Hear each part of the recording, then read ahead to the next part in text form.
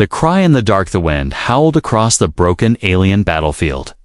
Carrying with it the smell of burnt metal and ash, shadows stretched across the twisted wreckage, where human and alien machines lay silent. The fight had ended hours ago. But the silence was heavy, like the world itself was holding its breath.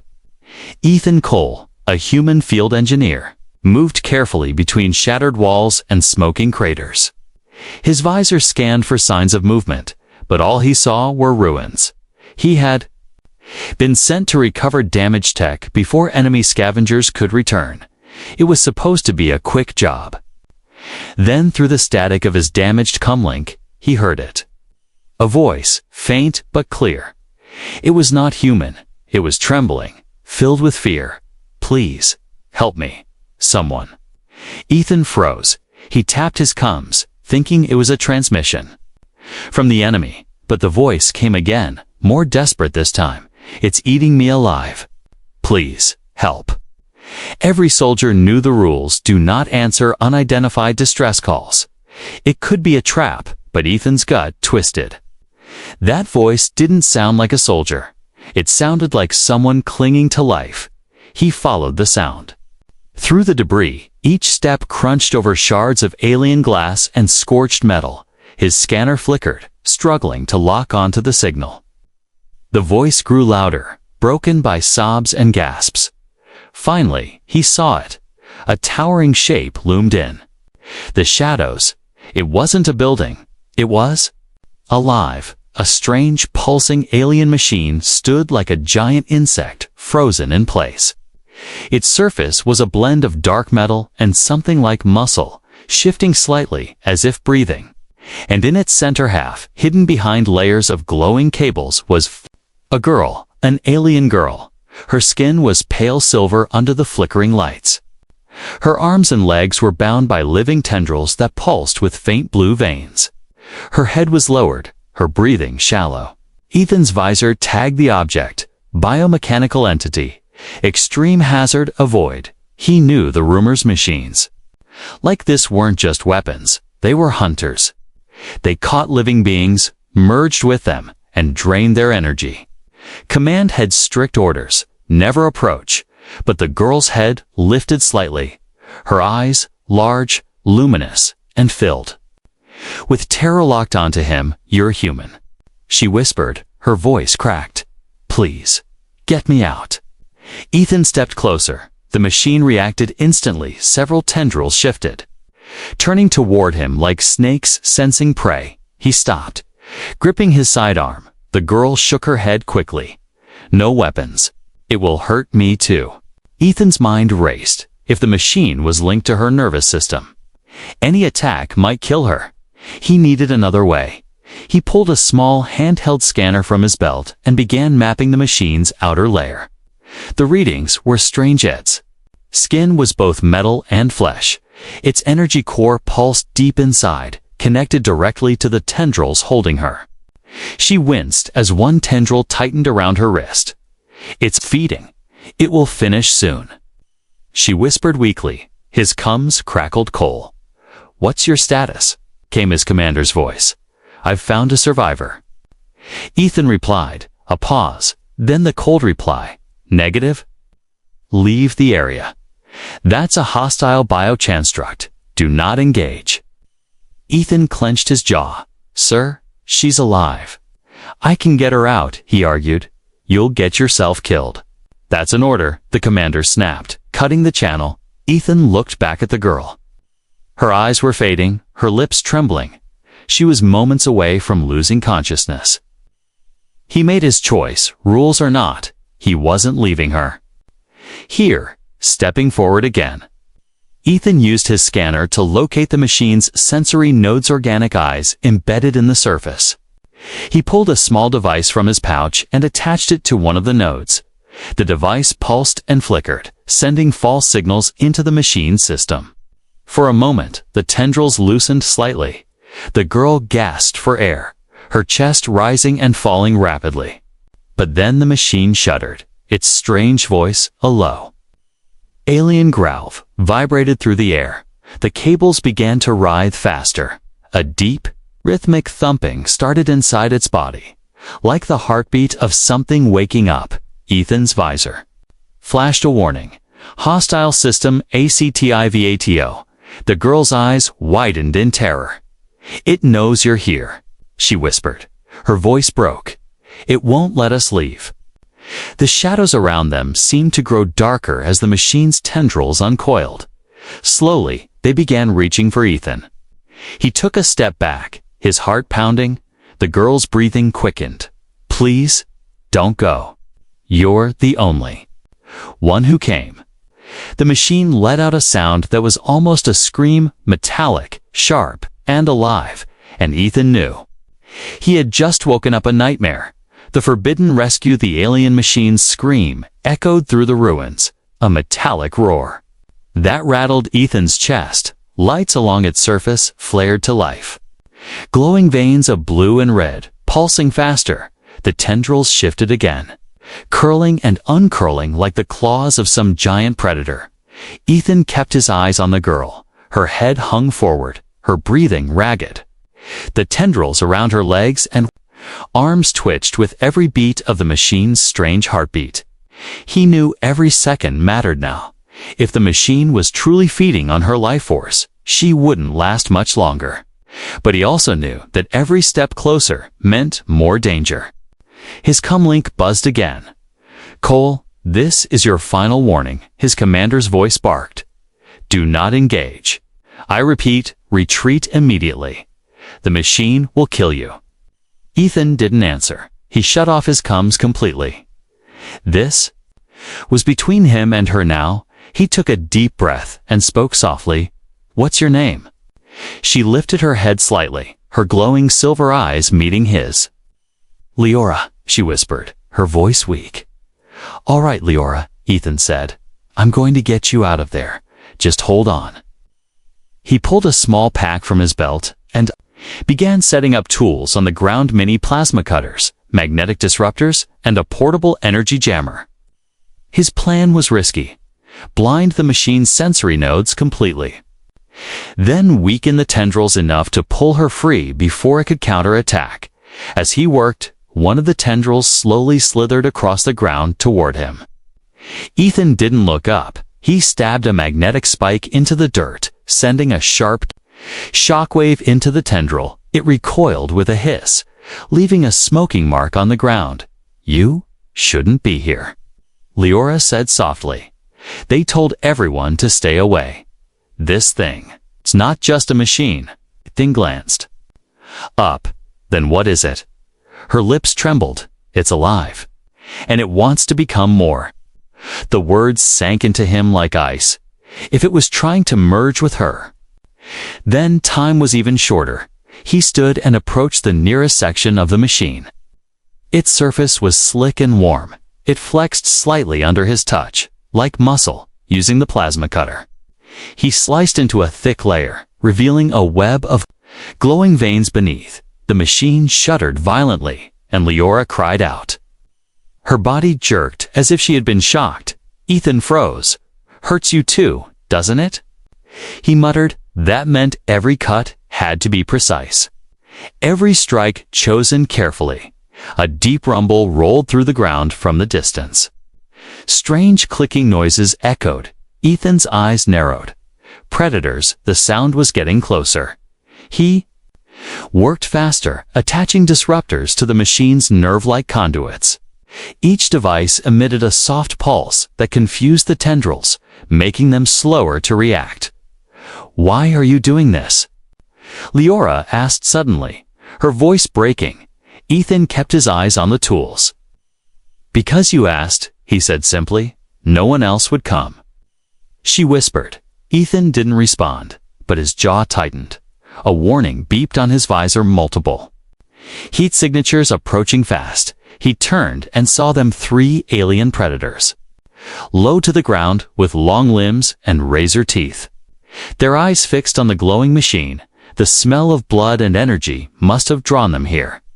Ethan grabbed his sidearm. He fired 3 quick shots into the ground near the creatures, the explosive rounds kicking up dust and debris. They hissed, but didn't run. They circled closer. The machine reacted to the threat, its tendrils stretching outward like spears. One predator leaped at Ethan. The tendril shot forward faster than the eye could follow, impaling the creature through the chest and lifting it into the air. Ethan flinched not because of the kill, but because the machine's energy levels surged as it fed, and Leora gasped. In pain again, her skin losing more color, Ethan's pulse raced. He couldn't fight both the machine and the predators for long. He activated the portable Jomrit, hummed and sent out a distortion field, causing the machine's lights to flicker. Some tendrils recoiled, loosening slightly around Leora's arms. She looked at him, her voice almost gone.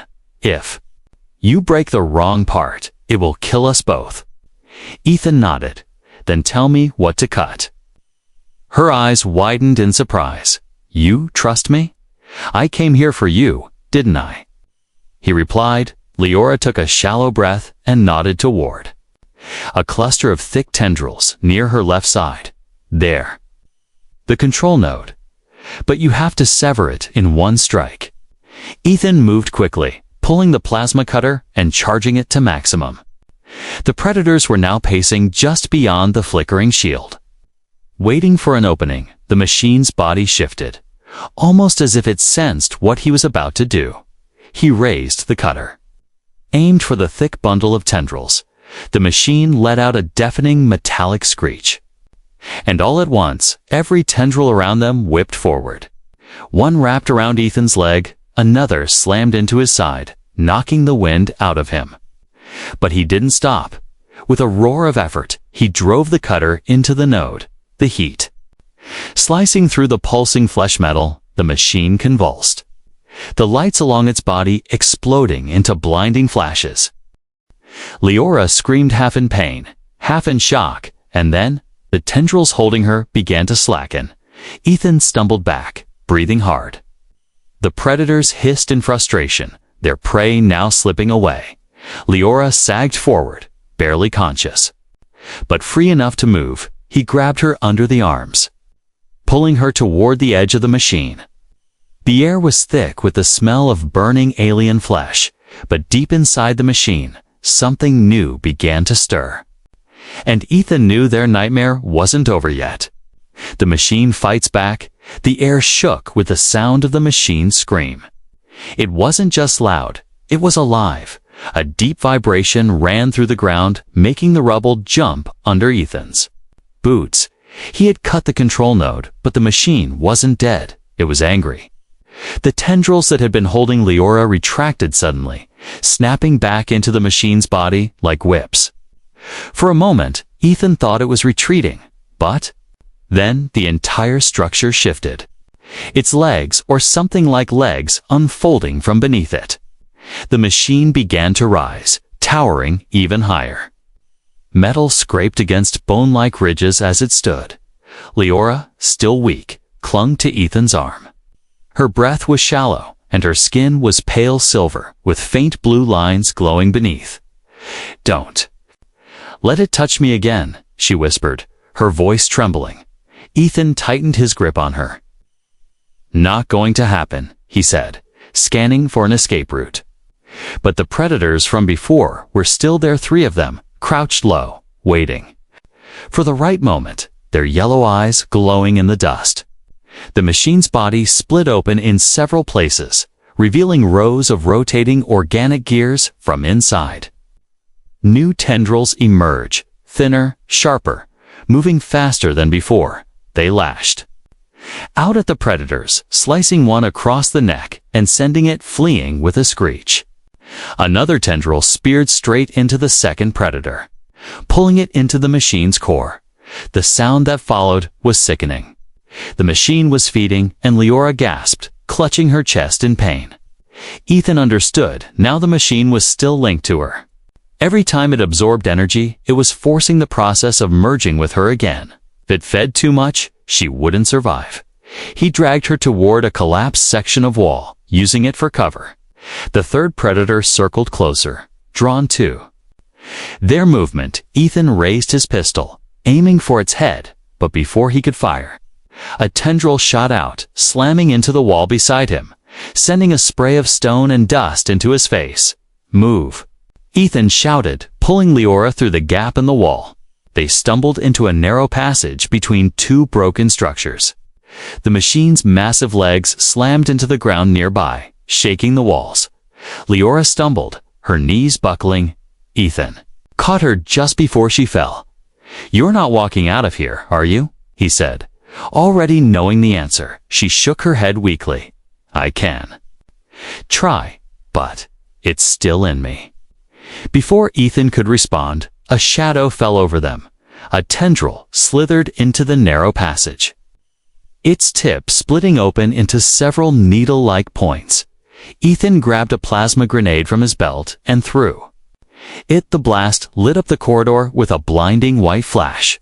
The tendril recoiled, smoking, but now the machine knew exactly where they were. From somewhere deep inside the wreckage, the machine's voice came not words, but a strange mix of grinding metal and low animal growls.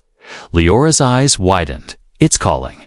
"More machines," she whispered. Ethan's blood ran cold. If more of these things arrived, there'd be no chance of escape. He checked his equipment. Only one jammer left, 2 explosive rounds. Okay. And his half-drained plasma cutter, not enough to destroy the machine, but maybe enough to buy time. The ground in front of them cracked open as another tendril burst through.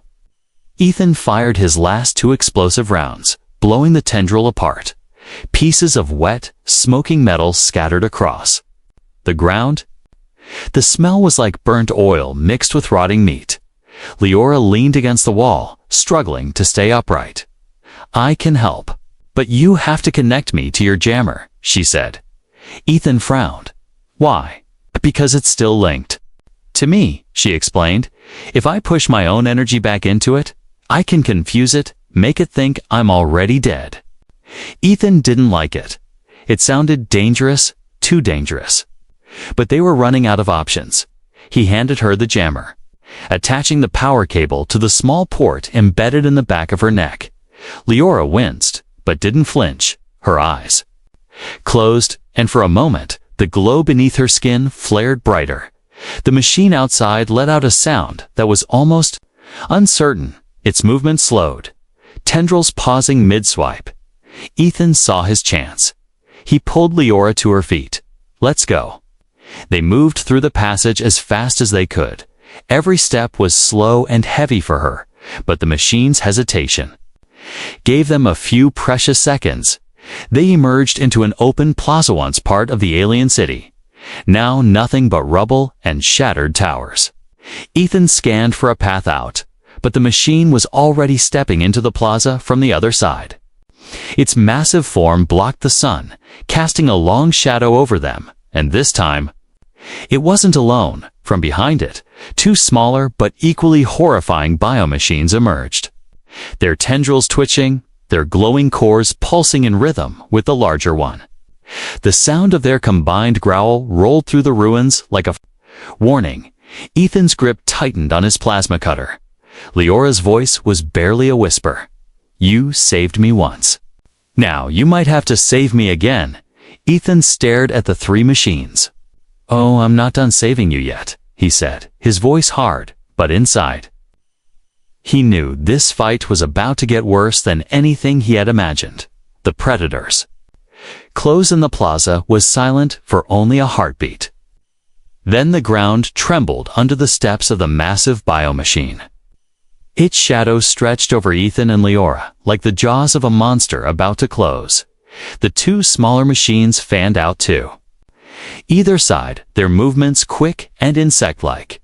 They didn't walk, their legs stabbing into the ground with sharp cracks. Their tendrils twitched restlessly, tasting the air like snakes. Ethan's eyes darted around, searching for any escape route. There was none. Open ruins behind them, machines ahead, and then another sound, a low growl that didn't belong to the machines. From the far edges of the plaza, shadows moved. Yellow eyes appeared one by one. Predators, the same species from before, but more of them now. 6. maybe 7. Their sleek, muscular bodies slipping between the debris. The smell of blood, burnt flesh, and the strange energy of the machines had drawn them all here.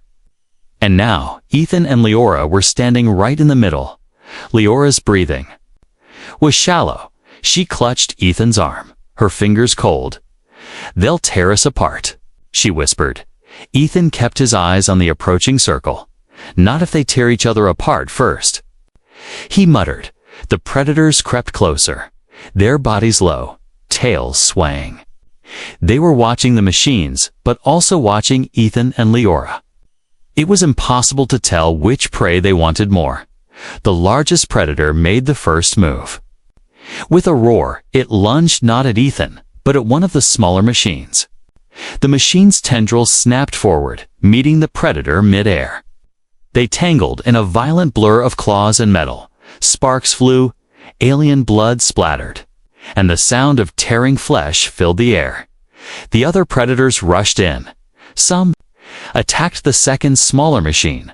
Others darted toward the massive one. The plaza erupted into chaos. Roars, screeches, and metallic screams clashed together.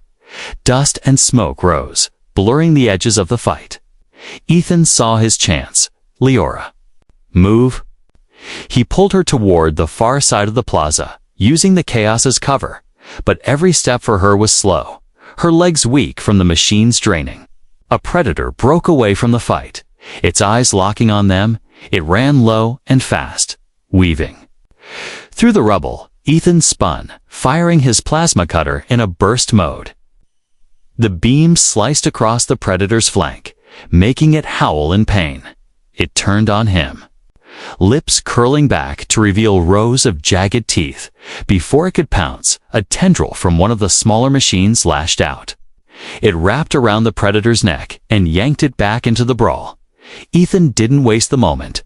"Keep going," he urged Leora, half carrying her toward a collapsed archway. The massive machine was still standing in the center.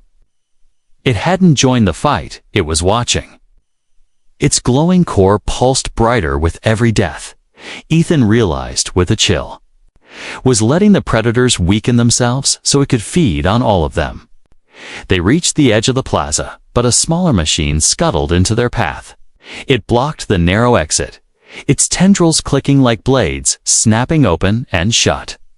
Ethan raised his last plasma grenade. "This is gonna be loud," he warned. He pressed the activator and hurled it under the machine. The blast tore through its legs, flipping it onto its side. Its tendrils writhed wildly.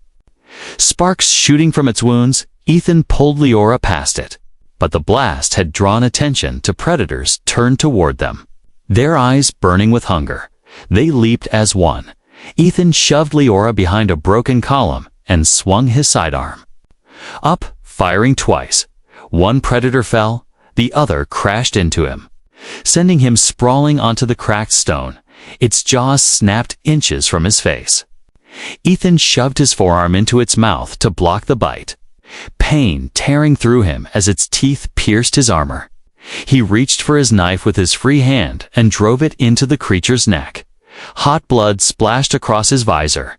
The predator twitched, then went still. Ethan pushed the body off and staggered to his feet. Leora was trying to stand, leaning heavily against the column.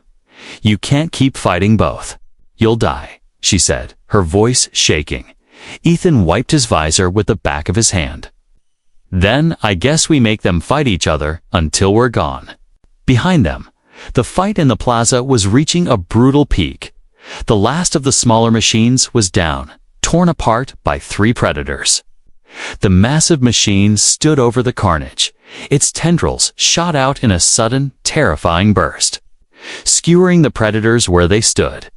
It lifted them into the air, their bodies twitching.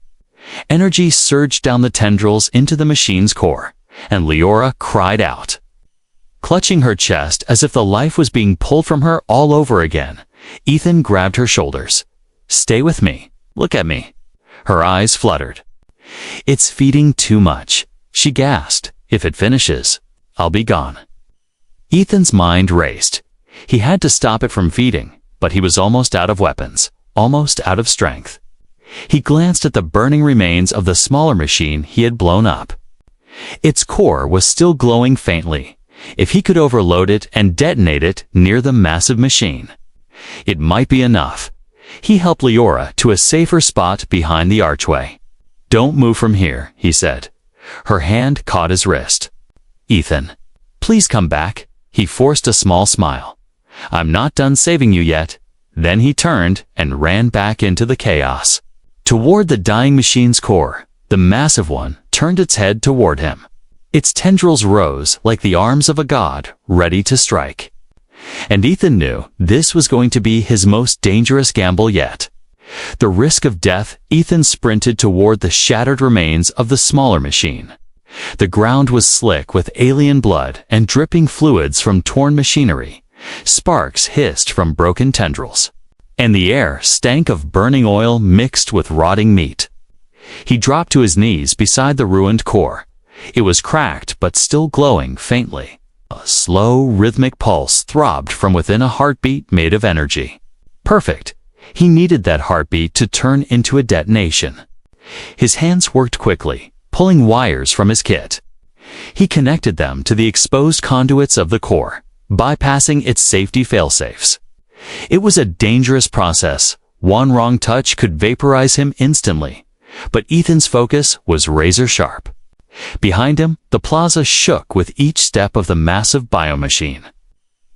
Its shadow was growing closer. He didn't have much time from her hiding spot. Leora watched. Her body trembled as if some invisible hand was still draining her.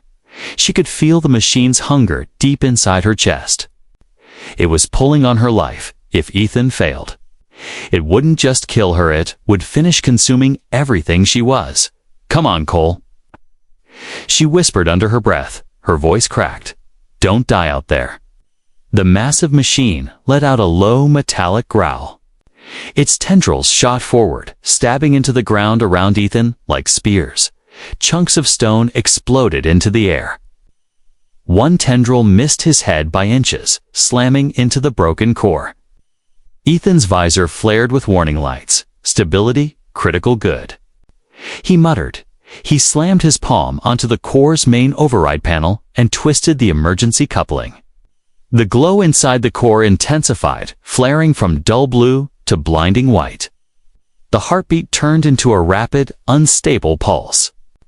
The machine seemed to sense the danger. It retracted its tendrils for a moment, then lunged. Ethan grabbed the core with both arms, muscles screaming under the weight. He turned and ran straight toward the massive machine from behind the archway. Leora's eyes went wide. "What are you doing?" she shouted, her voice raw. Ethan didn't answer. He was too busy charging directly into the beast's shadow. The machine's front section opened like a grotesque flower, revealing rows of shifting, organic blades. A tendril whipped toward him. Ethan threw himself sideways. Sliding across the rubble, the core still clutched in his arms. The tendril smashed into the ground, leaving a deep crater. He rolled to his feet and kept moving. Every step felt like he was carrying a live Bambi, 'cause he was. The heat from the core was already burning through his gloves.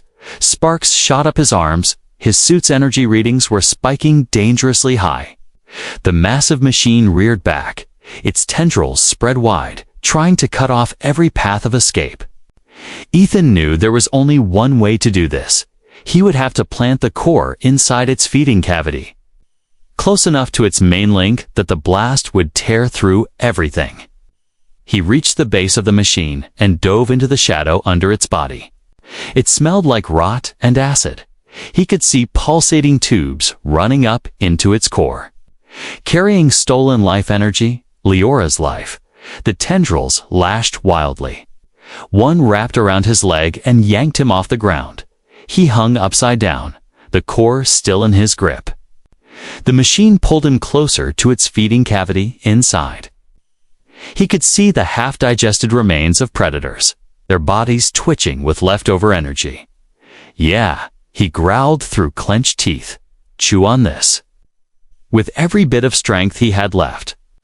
Ethan swung the core forward and jammed it into the opening. The unstable energy inside reacted instantly. The glow became blinding. The machine let out a scream so loud the ground seemed to split. The tendril flung him away like a rag doll. He crashed into the rubble, pain exploding in his ribs. His visor readouts were flashing core detonation in 6 ccomds. He forced himself up, vision swimming through the dust.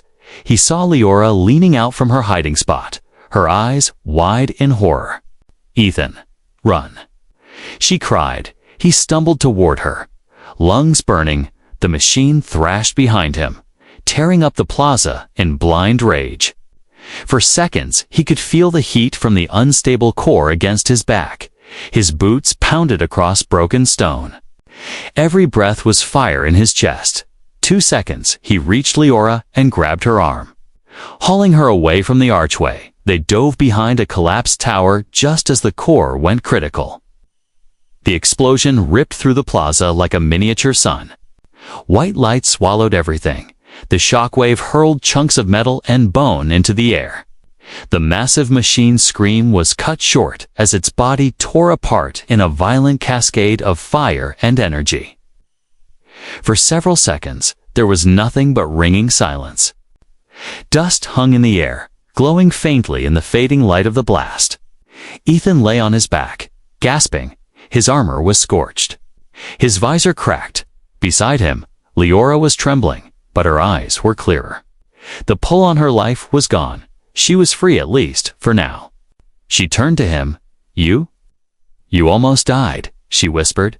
He gave her a weak grin. "Yeah? But I didn't."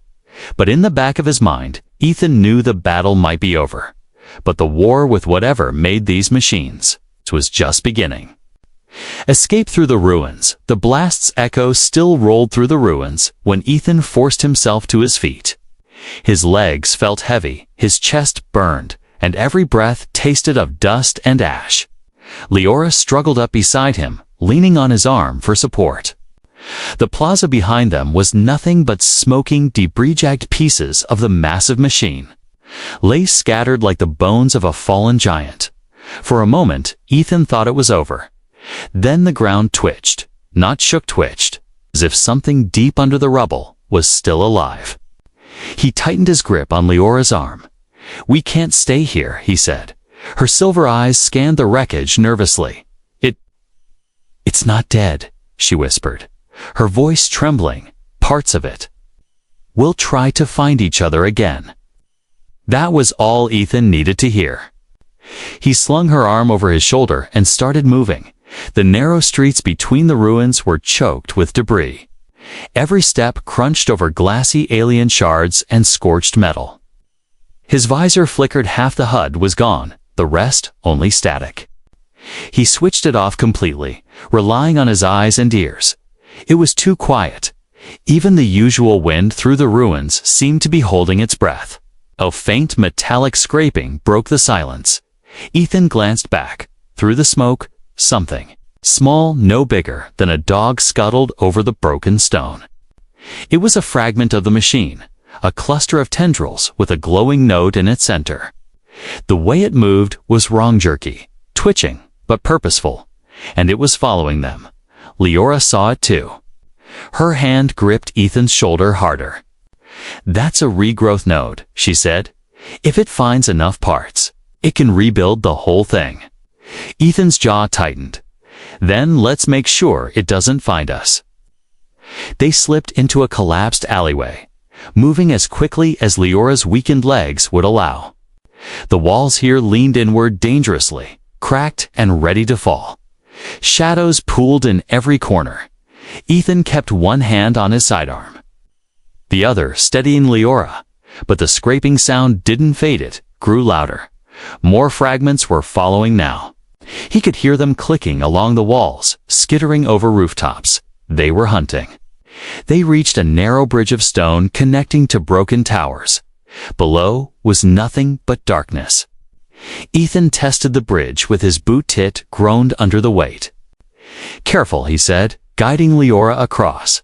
Halfway over, a sharp crack echoed. A section of the bridge crumbled away, sending shards of stone tumbling into the black void. Leora's balance faltered. Ethan caught her in time, pulling her forward. Behind them, one of the machine fragments skittered onto the bridge, its tendrils digging into the stone like hooks.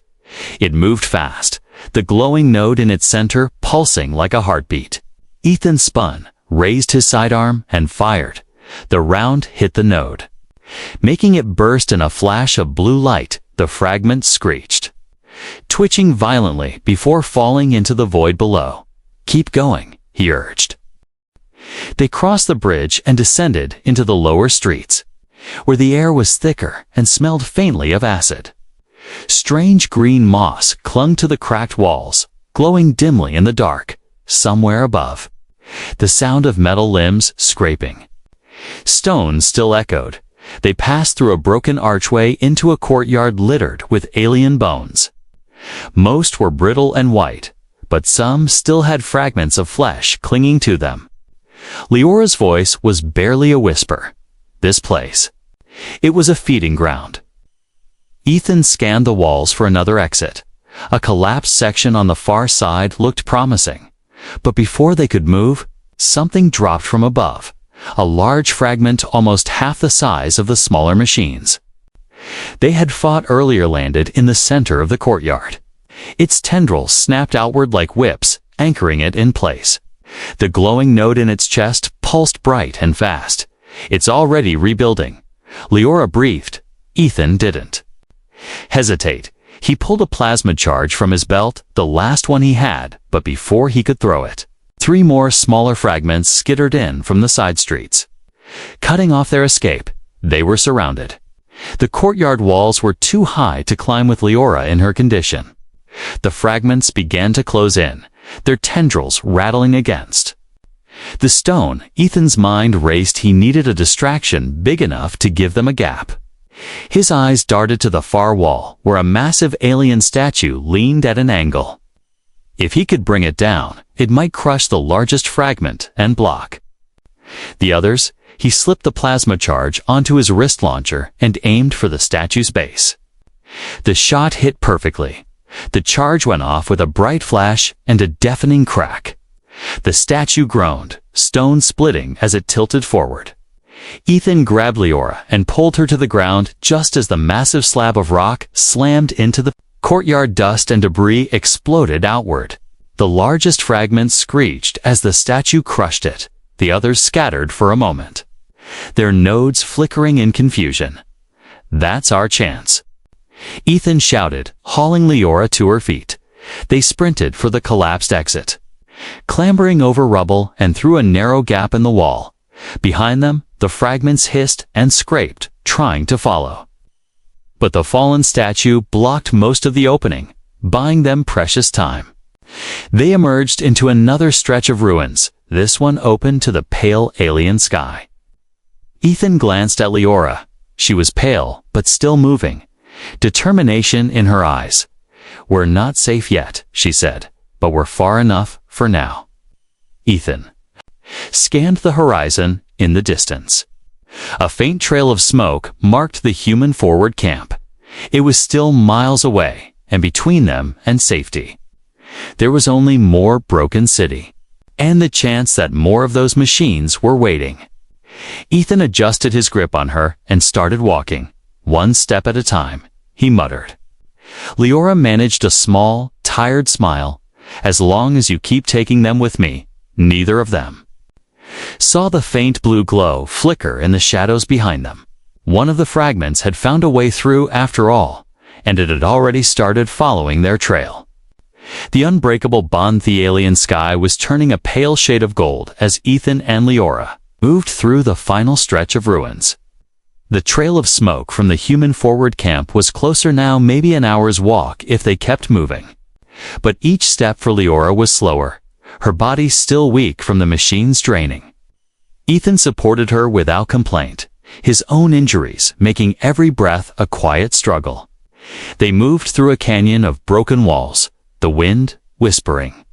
Through narrow gaps, it felt too quiet, too still.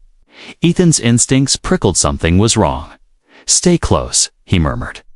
Keeping his eyes scanning the shadows, Leora tightened her grip on his arm. I can feel it, she said softly. One of them is still here. Before Ethan could respond, the silence shattered. A blur of metal and tendrils shot from the rubble behind them. It slammed into Ethan, knocking him forward. Leora stumbled, nearly falling. The creature's surviving fragment from the massive machine folded itself, tendrils snapping like whips, its glowing node pulsing violently. Ethan rolled to his feet, pulling his sidearm, but the fragment was fast, darting around him in jagged bursts of motion. One tendril lashed out, wrapping around his wrist and forcing the gun away. Another shot toward Leora. She barely managed to duck, the tendril slicing the air where her head had been. Run! Ethan shouted, but Leora didn't move. Her gaze was locked on the glowing node. It's linked to me. Still, she said, if I let it feed on me even a little, it will stop moving long enough for you to kill it. Ethan's blood ran. Cold? No. Not again, he snapped. She shook her head, her eyes fierce despite her weakness. It's the only way. The fragment lunged for her again. Ethan stepped in its path, taking the blow himself. The tendril slammed into his chest plate, sending him crashing into the wall. Pain shot through his ribs. But he forced himself upright. His mind was racing. He had no grenades, no heavy charges, only his knife and one last energy cell in his cutter. The fragment came again, tendrils striking in quick, deadly jabs. Ethan blocked one with his arm, twisted under another, and drove his knife into the base of the nearest tendril. The creature screeched, sparks spitting from the wound, but instead of retreating, it became more frenzied, its movements erratic and fast. Leora stepped forward, despite Ethan's warning. The creature's tendrils brushed against her arm, just barely. The glowing node in its chest pulsed brighter. And for a split second, its movement slowed. It was feeding exactly as she had said. Now? She shouted, her voice sharp and urgent. Ethan didn't waste the moment. He activated the plasma cutter and charged. The heat from the blade lit the dust around them. He swung with everything he had, driving the cutter into the node. The fragment screamed. Energy burst outward in jagged arcs, forcing Ethan and Leora back. The glow from the node flared blindingly bright, then shattered in a spray of molten shards. The tendrils writhed violently for a moment before collapsing lifelessly to the ground. Ethan dropped to one knee, catching his breath. Leora swayed on her feet, but her eyes were clearer now. The link was gonna finally truly gone. He rose and crossed to her. You okay? She nodded faintly. You didn't have to. Yes, I did, he interrupted, his tone leaving no room for argument. They moved on, the camp now visible between the last of the broken towers. Human soldiers stood at the perimeter, weapons ready, scanning the ruins when they saw Ethan.